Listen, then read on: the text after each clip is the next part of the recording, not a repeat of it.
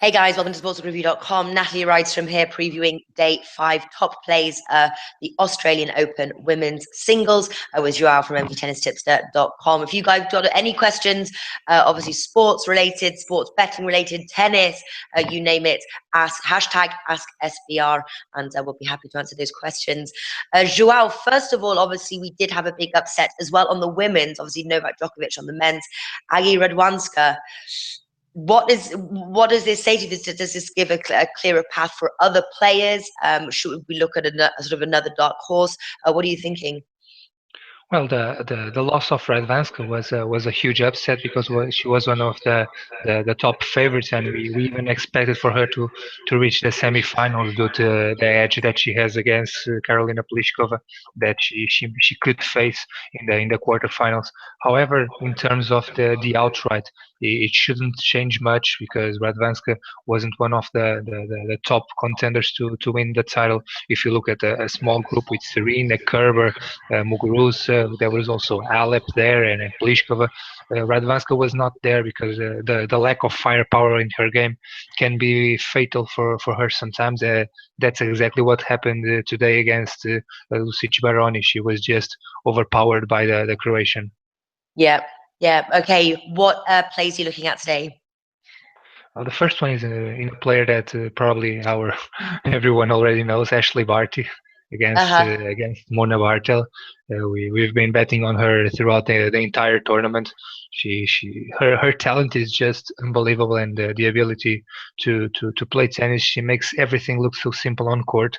In the previous round, she defeated Shelby Rogers by 7-5, 6-1. Was one of the most impressive displays I've ever seen in the WTA, with 7 aces, 29 winners, and only 11 unforced errors.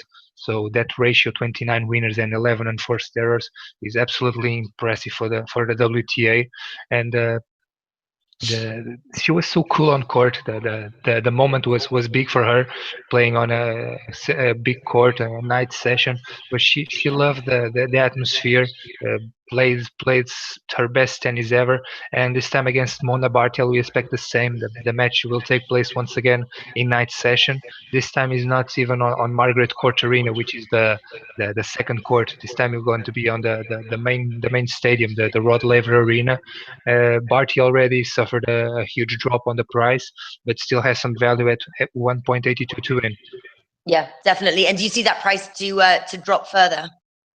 Well, already dropped quite open around 1.97, if I'm not mistaken. I believe it can go a little lower, even 1.7, 1.75. It should close around that. All right, so jump on that price now if you like that bet. What's your second bet? The second one is between the match between Eugenie Bouchard and Coco van der Weck. Bouchard, as many might know, was a former top 5 player, reached the Wimbledon final a few years ago, and seemed to be one of the best players in the world.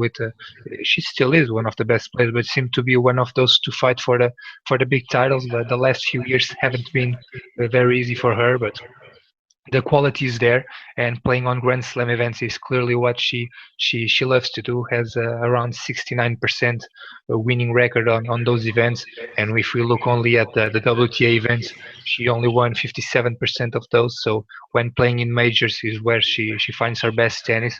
And the matchup today against Van der Weg seems to be Uh-huh. very good for her. The American has a great serve, very powerful tennis, but Bouchard can hit the ball very early, take advantage of that, and will explore Van der Weg's weaker baseline movement.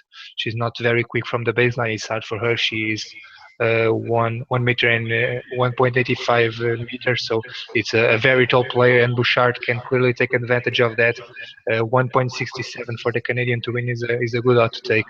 Yeah. Okay. I notice also you've gone for all money line bets today, both on men's and women's. Is that just coincidence, or as the competition starts heating up, are you finding more value on the money line?